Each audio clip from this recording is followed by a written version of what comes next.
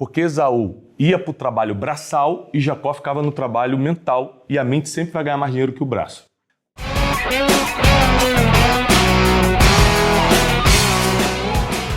Estou há 10 anos na internet. Dificilmente você vai encontrar um vídeo meu dando a minha própria opinião. Nossa opinião muda tanto que eu prefiro guardar a minha opinião para mim e falar só o que está dando certo há mais de 2000 anos. Que aí fica incontestável, né? A história eu não consigo contestar, a ciência eu não consigo contestar, a arqueologia não consigo contestar, então eu prefiro responder o que já está escrito, que aí você fica com uma resposta mais incontestável. O que a sabedoria milenar fala sobre riqueza? Ponto número 1. Principalmente quem é religioso e está me assistindo, confunde muito riqueza com bênção divina. Ou seja, Deus quis, Deus me abençoou, Deus abriu as portas. São termos bem religiosos, para católicos e para evangélicos principalmente, mas o espírito, qualquer um usa também essas expressões. Se Deus quiser e tal... Só que, biblicamente, não é assim. A riqueza ela não está ligada inicialmente à bênção divina. É no final que isso entra. Inicialmente está ligada a algumas coisas. Ponto número 1, insubstituível e indiscutível na Bíblia, é obsessão e obstinação por aquilo que você quer. Ou seja, todo mundo na Bíblia, que a Bíblia coloca como riquíssimo, tipo Abraão ficou riquíssimo, Isaac prosperou tanto que o rei da terra começou a perseguir por inveja. Jacó enriqueceu mais e mais e mais. Tem 3 vezes mais no mesmo versículo. José do Egito. Lembrando que eu estou falando de avô, filho, neto e bisneto. José, que era filho de Jacó, e Jacó era filho de Isaac, Isaac era filho de Abraão. José, no Egito, aos 30 anos assume o governo e prospera vendendo grãos e se torna o homem mais poderoso e rico da época. O único que vendia comida no mundo. Aí você pega assim, o que tem entre eles em comum, e com todos os homens e mulheres que enriqueceram na Bíblia? Ponto número 1, todos eles queriam isso. Não tem nenhum que falou assim, caramba, do nada Deus me mandou um dinheiro aqui. Todos eles perseguiram, essa é a palavra, a riqueza. Perseguiram, eles eram obstinados. Jacó, vamos falar um pouco de Jacó. Ele era obstinado no nível, para quem não conhece a história, eu vou te contar de uma forma rápida e simples. Ele era gêmeo com um irmão chamado Esaú. Quando eles saem da barriga, a história conta que Jacó segura no calcanhar de Esaú para tentar sair primeiro. Por quê? Porque desde aquela época até hoje, entre os judeus, o primogênito teria uma bênção divina de prosperidade. Então, já no nascimento, Jacó mostra o seguinte, você não está entendendo, irmão. Eu vim para prosperar. Só que Esaú sai primeiro, ainda assim. Então, eles vão crescendo e Esaú se torna um homem de caça e Jacó fica nas tendas. Fica parado em casa, geralmente cozinhando. E aqui tem um ensinamento muito importante, porque Esaú ia para o trabalho braçal e Jacó ficava no trabalho mental e a mente sempre vai ganhar mais dinheiro que o braço. Quando Esaú, que tinha a bênção da primogenitura, em uma das suas caças volta muito cansado para casa, Jacó fala o seguinte, você está cansado? Ele falou, tô. Tá morrendo de fome? Tô. Ele falou, então, eu tenho um prato de lentilhas aqui que você adora. A Esaú me dá. Ele falou, não posso, só posso te vender.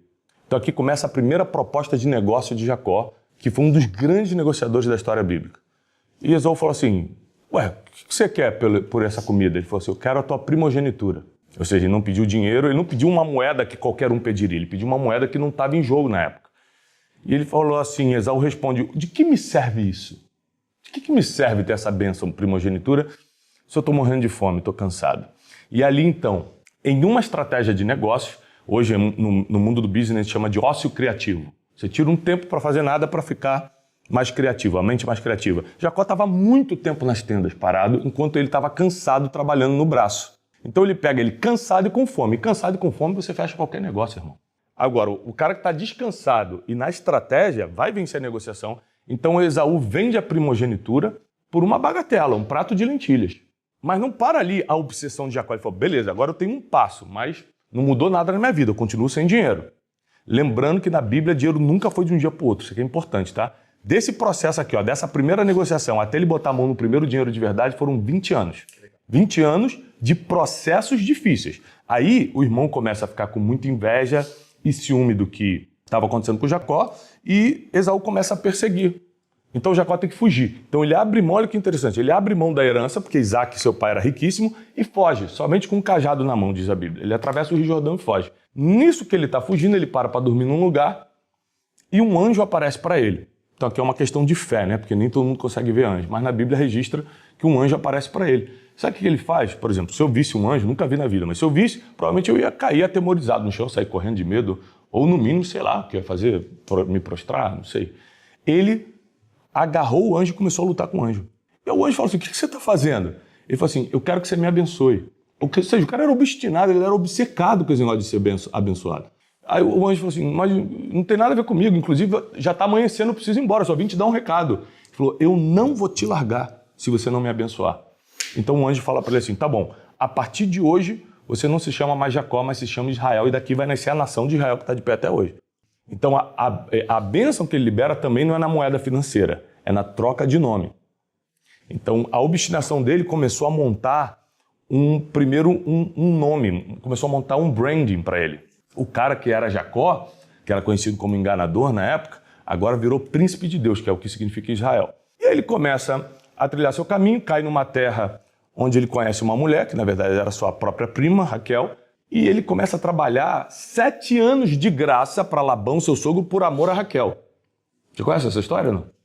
E aí, escuta essa.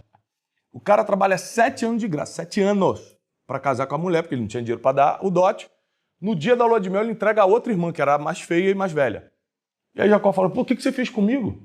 E aí ele fala assim, ó, aqui nessa terra é assim, primeiro se casa com a mais velha. Mas se você quiser, trabalha mais 7 anos e eu te dou Raquel. Ele trabalhou 14 anos de graça. Então vamos lá, cara. O cara já tinha lutado com o anjo, já tinha negociado a primogenitura e até aí nada de dinheiro no bolso. Passam-se esses anos, Labão começa a ganhar muito dinheiro. E aí Jacó fala assim, cara, que dia que eu vou ganhar dinheiro? Trabalhando para esse cara eu nunca vou ganhar dinheiro. Isso aqui foi uma revolta que me deu aos 19 anos de idade. Eu percebi que trabalhando para os outros eu nunca ia ganhar dinheiro de verdade. Eu falei assim, cara, por mais que o cara dobre o meu salário, eu ganhava 1.500, vou ganhar 3.000. Ainda assim não vou pagar tudo que eu preciso. Então mesmo que eu seja muito bom, o cara dobre meu salário, porque não existe dobrar salário no mercado de trabalho. Mas vamos supor que o cara seja bonzinho e dobre meu salário, ainda assim eu não vou ter o que eu quero. Eu vou parar de trabalhar para os outros. Eu tomei uma decisão e foi o que mudou minha vida. E Jacó fez isso também. Chegou para Labão e falou assim, irmão, me libera, porque eu já estou trabalhando para você há muitos anos. E chegou a hora de eu conquistar minhas coisas. Labão falou assim, você não pode ir embora. Por que não? Porque eu reconheço que eu só estou prosperando por causa do teu trabalho. Ou seja, porque a bênção divina está em você, eu consigo prosperar. Então, Jacó aqui vai botar as cartas na mesa. Chega uma hora que a gente tem que colocar a carta na mesa. Ah, então quer dizer que é por causa de mim que você prospera? Então vamos fazer um negócio. A partir de hoje, todas as vacas, ovelhas, todo gado que nascer malhado, ou seja, se não nascer nem preto nem branco, se nascer misturado, malhado, vão ser minhas.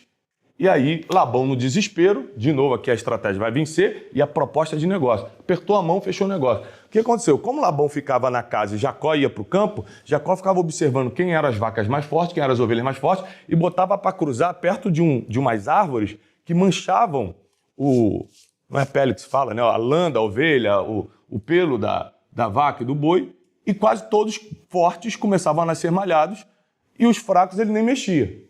Então a Bíblia diz que em pouco tempo Jacó se tornou muito mais poderoso que Labão, porque o seu gado aumentou, seus servos aumentaram, e ele conseguiu sua independência financeira e foi embora. E daí nasce a nação de Israel.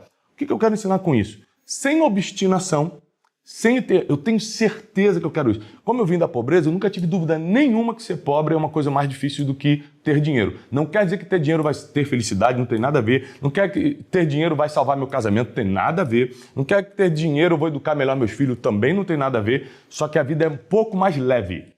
Porque eu não me preocupo com algumas coisas, como boleto, hospital, porque eu posso pagar coisas que tornariam minha vida mais pesada. Jacó tinha essa determinação, eu tinha essa determinação. Então, a pessoa que tem muita dúvida, muita crise mental, ganha dinheiro ou não ganha, é certo ou não é, pecado ou Deus quer, Deus não quer, o governo vai me ajudar, não vai. Pessoas que não são obstinadas, obcecadas, elas não vão ganhar dinheiro. Segunda coisa é a mentalidade. A mentalidade, Jacó sempre teve. Eu vou ganhar, só que eu não sei como. Onde ele aprendeu a ganhar? Com o cara mais difícil da vida dele, o que mais enganou ele, Labão. Às vezes o sogro. Às vezes você está reclamando de pessoas difíceis na tua vida, mas é com elas, cara, que você sofre emocionalmente o suficiente para aprender. Sim. Porque nada ensina mais do que a dor. A dor é uma professora da escola da vida. E a gente não gosta de se sentar para aprender com a dor, a gente gosta de fugir da dor. E quando a gente foge da dor, a gente perde ensinamentos muito importantes. E outra coisa importante também é que Jacó, ele sabia administrar e multiplicar. E isso está totalmente ligado à saúde emocional. Porque as pessoas, quando eu acompanho como mentor, assim, muita gente que ganha muito dinheiro, fama muito rápido, eles se perdem muito rápido também. E aí você vai analisar o fundo da história, é totalmente emocional, entendeu? Ela não consegue pensar igual o Perini, que está pensando em enriquecer há muitos anos, aí vem de um processo. Processos são muito bons, porque te amadurecem. Tudo que é de um dia para o outro vai dar problema, porque você não tem maturidade suficiente para lidar com o resultado daquilo. Então, se hoje ele ganhar 1 bilhão, eu tenho certeza, aliás, isso é um dos sinais de quem tem propósito, é a tua conta bancária multiplicar e a tua rotina continuar. Presta atenção nisso. Tua conta bancária multiplicar e a tua rotina continuar. Ou seja, todo dia eu acordo de manhã, faço o meu devocional, minhas orações, arrumo meus filhos para a escola, como eu fiz hoje de manhã, vou para o escritório gravar Café com Destino, faço meu programa matinal e começo minhas atividades do dia. Se hoje entra 1 bilhão, eu fechei um negócio contigo e você dê mais um, me pagou 1 bilhão no negócio, 1 bi, amanhã eu estou fazendo a mesma coisa. Amanhã eu estou acordando cedo, fazendo minhas orações, levando meus filhos na escola, gravando Café com Destino e seguindo minha vida. Por quê? Porque para quem tem propósito e saúde emocional, o dinheiro só potencializa a minha missão de vida. É lógico que eu posso trocar de carro, pode ser que eu faça uma viagem um pouco mais chique no final do ano, mas eu não vou mudar minha rotina, que já é meu propósito, porque eu ganho mais dinheiro. Isso tudo a gente aprende na sabedoria milenar. Então, o Thiago trouxe uma reflexão interessante, que ele estava falando de olhar o futuro, da obsessão, de construir, mas encontrar felicidade no presente também é uma forma de você ter tranquilidade para lidar com as grandes decisões. Talvez muita gente que está nos assistindo aqui fala, pô, peraí, eu sou obcecado, eu trabalho pra caramba, você faz todo dia as mesmas coisas, se você não tem o parar e pensar, o ócio criativo, a estratégia para falar como é que eu vou melhorar, você vai continuar fazendo a mesma coisa pro resto da vida e ganhando a mesma coisa, porque você não muda, você não faz diferente dos outros. O que você está falando é muito interessante, porque nessa passagem de Jacó diz que os 14 anos passaram como se fosse um dia, porque ele amava Raquel. Então, é isso que você está falando. Estava vivendo o presente. Exatamente. Ele estava obstinado com o futuro, mas curtindo o presente. 14 anos de trabalho sem remuneração passou como se fosse um dia. Por quê? Estava apaixonado, ele estava curtindo a vida. Ele estava aproveitando a mulher dele, ele estava tendo filhos, ele estava feliz. Então, isso aí, cara, é muito importante.